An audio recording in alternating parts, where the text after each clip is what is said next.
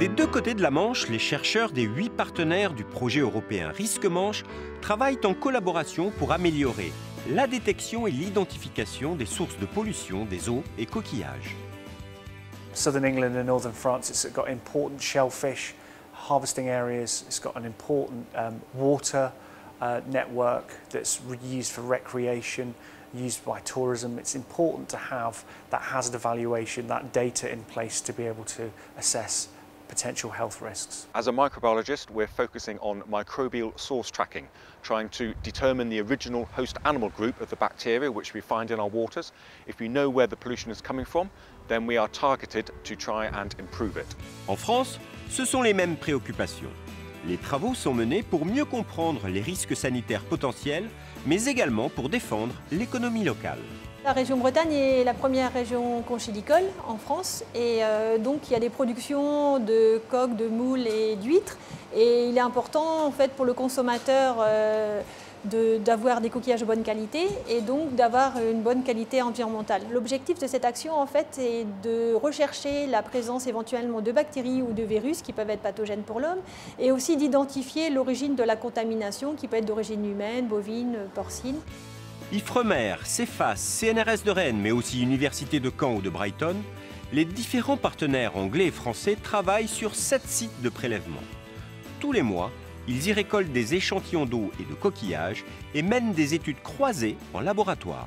Les bactéries et les virus sont recherchés souvent par des méthodes de culture ou biologie moléculaire s'ils ne sont pas cultivables, c'est-à-dire qu'on extrait les ADN des bactéries et on recherche le gène spécifique de la bactérie pour voir si elle est pathogène éventuellement pour l'homme. Et aussi on recherche l'origine de la contamination fécale en recherchant des marqueurs bactéroïdales. Shellfish samples that we analyzed as part of the Risque-Manche project are mussels and oysters. We use simple culture-based methods such as membrane filtration method and most probable number method, and as well as a standardized plaque assay using double agar layer method. And also we used a more advanced culture-independent genetic detection method, which is a quantitative polymerase chain reaction to monitor the sanitary quality of shellfish as well as their growing and harvesting waters. We use a range of different methods in the laboratory to analyse these samples. The first one is E. coli analysis, so water and shellfish are analysed to quantify E. coli. We also analyse for norovirus using a quantitative real-time PCR method, and we analyse for Vibrios, which are an emerging pathogen group in Europe. Alongside that analysis for the core microbiology, we analyse for fecal contamination using real-time PCR analysis of animal, human and bird samples. Des travaux pointus menés à large échelle dont les résultats ont permis de faire avancer la recherche. A big step forward for us has been to determine pollution from birds, particularly from seabirds, and this is an area which we were really lacking in the past. And another key thing that we have managed to do is to work more closely with the bacteria which we actually use to regulate, and this is providing much more targeted information for our remedial management activities. Ces méthodes de travail et les données récoltées sont régulièrement partagées et discutées par les scientifiques des deux pays. Cette collaboration transmanche est une des forces du projet. On échange avec nos collègues anglais, c'est intéressant parce qu'on présente nos résultats et on peut les confronter avec des résultats qui sont obtenus de l'autre côté de la Manche. En fait, on recherche les mêmes bactéries, virus, les mêmes traceurs de sources microbiennes.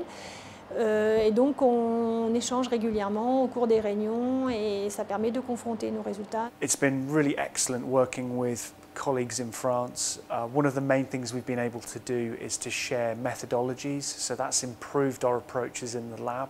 We've also been able to validate results between laboratories, improving our science. Ces recherches scientifiques portent déjà leurs fruits avec une base de données qui a pu être établie sur chacun des sites étudiés. Des analyses sont toujours en cours et les résultats définitifs seront d'une utilité capitale pour un très grand nombre d'utilisateurs.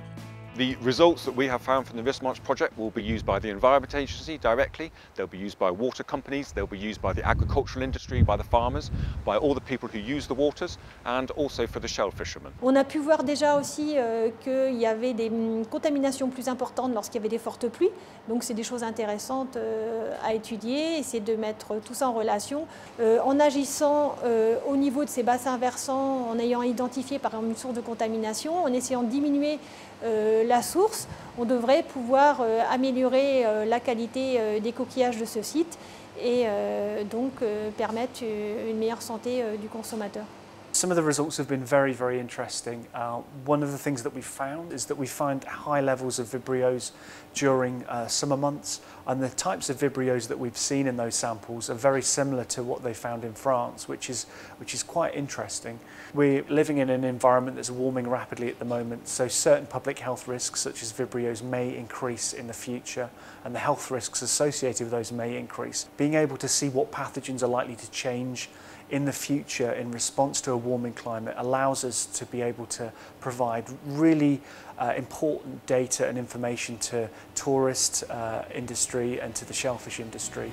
Cette collaboration transmanche a donc permis d'affiner et de fiabiliser la recherche. Aujourd'hui, les résultats sont exploitables, mais encore faut-il parvenir à anticiper les risques de pollution future.